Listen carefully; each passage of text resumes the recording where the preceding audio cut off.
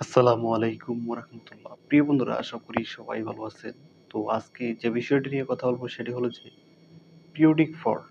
তো periodic fault বা cluster fault বা পিসি বা পেয়ার চেঞ্জ ফল্ট কি?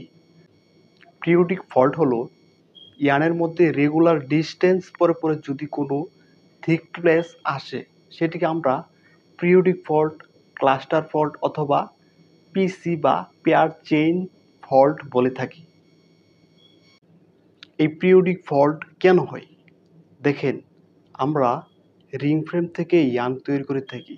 এই রিং ফ্রেমের রোলারগুলোর আ রোলারগুলো যে গিয়ার দিয়ে ড্রাইভ হচ্ছে সেই এই সেই গিয়ারের যদি টিথ ভাঙা থাকে বা দাঁত ভাঙা থাকে, সেক্ষেত্রে আমরা ইয়ার্নের মধ্যে পিরিয়ডিক ফল্ট দেখতে পাবো। আরেকটা হলো যে আমরা যে কট রোলার ইউজ করছি, সেই কট রোলার যদি কাটা, ফাটা, ছিঁড়া থাকে তাহলে ইয়ার্নের মধ্যে পিরিয়ডিক ফল্ট ভিজিবল হতে পারে।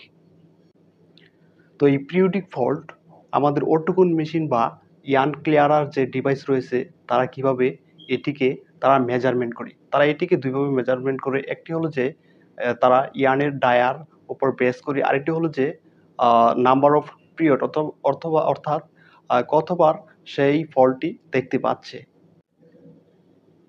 তো আজকে এ পর্যন্তই। সবাই ভালো থাকবেন, সুস্থ থাকবেন। আল্লাহ হাফেজ।